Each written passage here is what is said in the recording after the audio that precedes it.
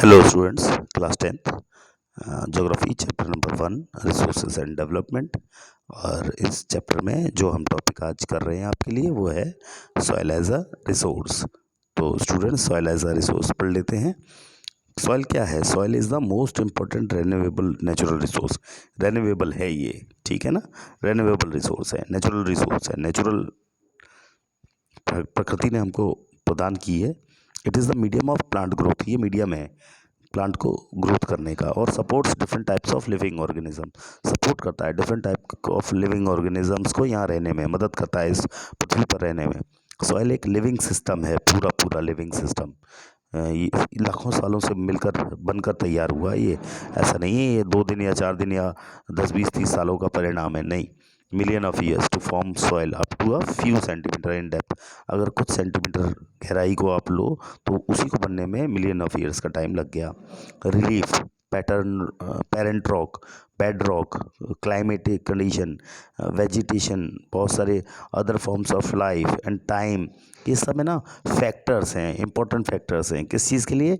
Formation of soil के लिए। तो अगर फॉर्मेशन ऑफ सॉइल के फैक्टर्स के बारे में बात की जाती है तो आप इन 5 पॉइंट्स को लिख सकते हो और इनके अंदर कई सारे पॉइंट्स को आप बता सकते हो। तो ये भी क्वेश्चन एक अच्छा क्वेश्चन बनता है यहाँ पर कि different features of right different factors of soil formation.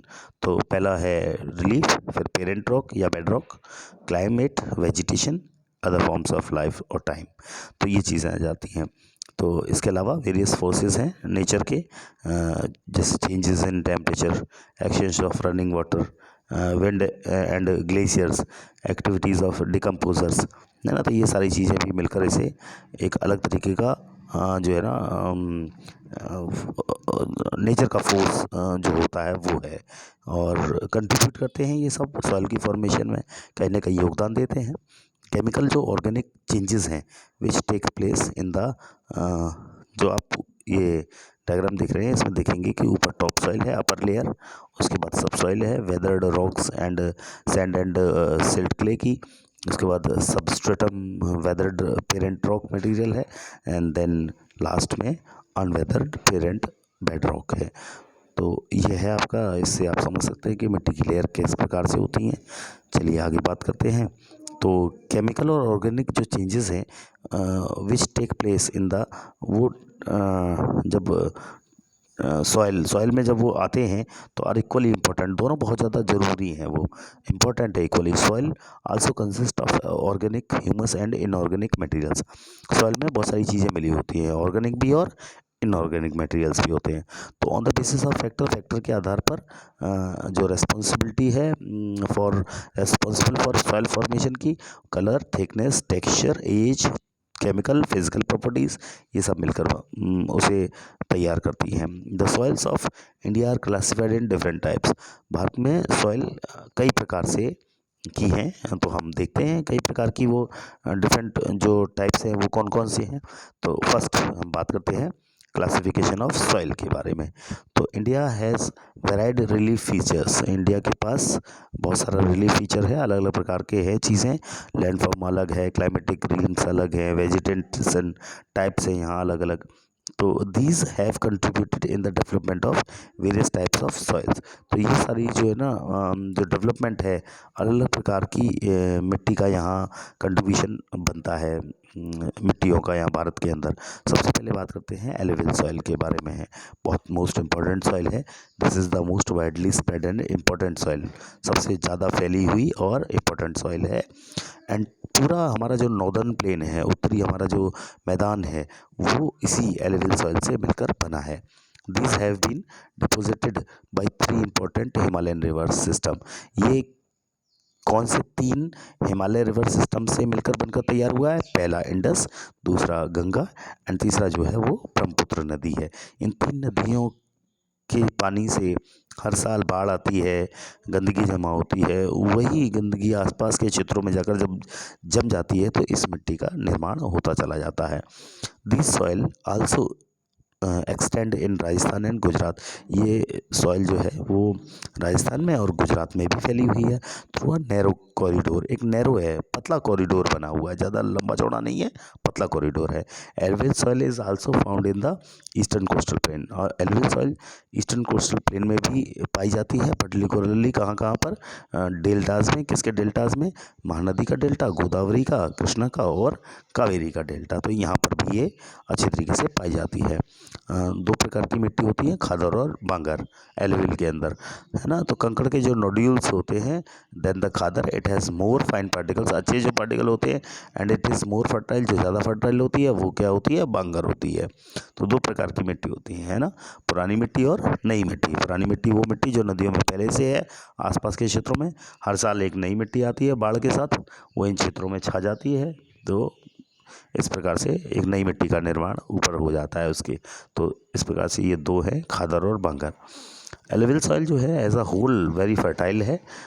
Mostly ये जो सॉइल है उसमें एडिक्वेट प्रोपोर्शन में क्या क्या चीज़ें मिली हुई रहती है? पोटाश होता है, फास्फोरिक एसिड होता है और लाइम होता है। ये बहुत ही अच्छी आइडियल होती है शुगर केन की ग्रोथ के लिए, पैडी के लिए, वीट के लिए और अदर सीरियल्स और पल्सेस क्रॉप्स के लिए। इसकी फर्टिलिटी बहुत ज़्यादा हाई होती है। एलुवियल सॉइल के जो रीजन्स हैं, regions of alluvial soil are intensively cultivated and densely populated, ज़्यादा डेंसली पॉपुलेटेड होते हैं, यहाँ बहुत ज़्यादा मात्रा में लोग रहते हैं। Soils in the drier areas are more alkaline, drier areas में जो सॉइल होती है वो एल्कलाइन ज़्यादा होती है और कैन बी प्रोडक्टिव, प्रोडक्टिव भी बहुत अच्छी होती है after proper treatment and irrigation, अगर उसका अच्छा ट्रीटमेंट किया जाए और इरिगेशन किया जाए। चलिए नेक्स्ट हमारी जो मिट्टी है उसको हम कहते हैं ब्लैक सॉइल। बहुत ज़्यादा इंपॉर्टेंट है ये भी आपके लिए। ये दोनों मिट्टी जो है ना, एलुवियल सॉइल और ब्लैक सॉइल, पेपर में भी इनसे संबंधित क्वेश्चंस पूछे जाते हैं 5-5 नंबर में, तो आप इसके बारे में बता सकते हैं। These soils are black in colour, ये मिट्टी काले रंग की होती है, and are also known as regur soil, इसे रेगर सॉइल भी कहा जाता है। Black soil is ideal for growing cotton, जो ब्लैक सॉइल होती है वो कॉटन के ग्रो के लिए बहुत ज़्यादा आइडियल मानी जाती है, and is also known as black cotton soil, और उसे ब्लैक कॉटन सॉइल भी कहा जाता है। माना यह जाता है कि क्लाइमेटिक कंडीशन के हिसाब से along with the parent rock material are the important factor, parent rock material ही इम्पोर्टेंट फैक्टर है for the formation of black soil, black soil के फॉर्मेशन के लिए। This type of soil is typical of the Deccan trap, ये ज़्यादातर जो है ना टिपिकली ये जो सॉइल है ये दक्कन ट्रैप यानी बेसाल्ट रीजन में स्प्रेड है, फैली हुई है over north west Deccan plateau. कहाँ कहाँ पर? नॉर्थ वेस्ट दक्कन प्लेट्यू में, and is made up of lava flows. Lava बहुत पहले ज्वालामुखी कभी फूटा होगा, लावा निकला होगा, उस लावा के ठंडे होने से इस मिट्टी का निर्माण हुआ। तो they cover the plateaus of Maharashtra, ये कहाँ कहाँ कवर करता है?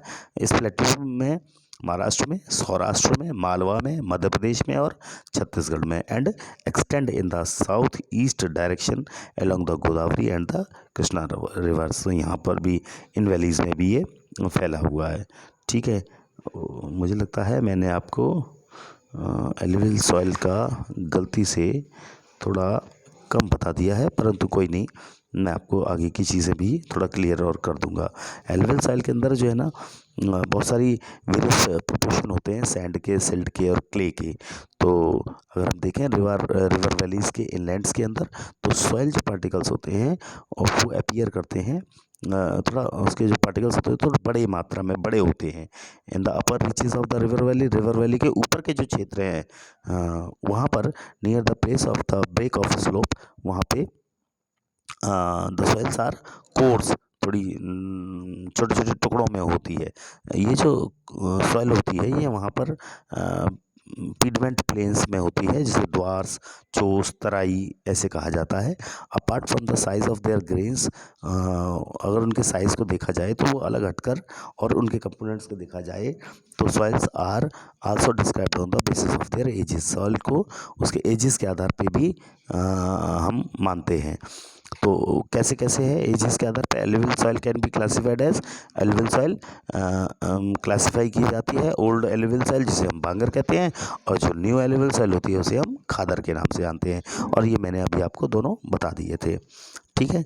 अब ब्लैक सॉइल का हम बात कर रहे थे, तो ब्लैक सॉइल मैंने आपको बताया गोदावरी और कृष्णा की वैलीज़ के आसपास में पाई जाती है। इसके अलावा ये जो ब्लैक सॉइल है are made up of extremely fine, ये ब्लैक सॉइल जो है ना बहुत ही फाइन होती है, क्लेई मटेरियल होता है।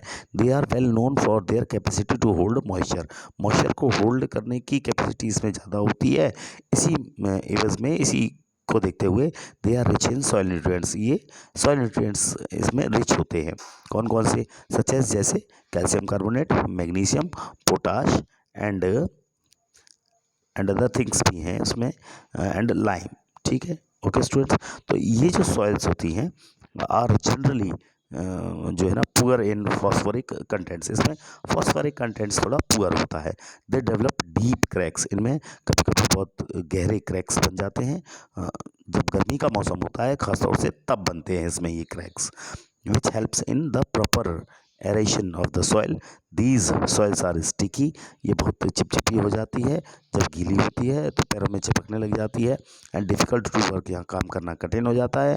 ऑन अनलेस टिल्ड इमीडिएटली, या तो तुरंत इस पर आप हल चलवा दीजिए या ट्रैक्टर चलवा दीजिए तब तो ठीक है।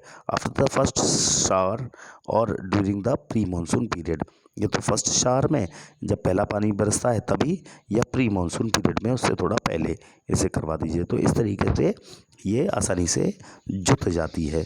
ठीक है, तो स्टूडेंट्स आज आपके लिए इतना ही रखते हैं। नेक्स्ट वीडियो में आपको रेड येलो सॉइल और रेड सॉइल के बारे में आपसे बात करेंगे, और आगे भी चीज़ें हैं वो बात करेंगे। तो ये जितना भी आपका काम है इसमें सारा जो मैंने होमवर्क बताया आपको और जो क्लास वर्क है वो ये है आपका, कि आप इनके नोट्स प्रिपेयर कर लीजिए, और साथ ही साथ जो मैंने क्वेश्चंस आपको बताए हैं बीच बीच में 3-4 क्वेश्चन बता देता हूँ, वो आपके होमवर्क के लिए होते हैं। ये आप हमेशा ध्यान रखिएगा और उनको आप करते रहिए, उनको लिख लीजिए और उनके आंसर भी लिखिए, यही आपका होमवर्क है। तो स्टूडेंट्स ओके, नेक्स्ट वीडियो में मिलते हैं। Bye bye everyone.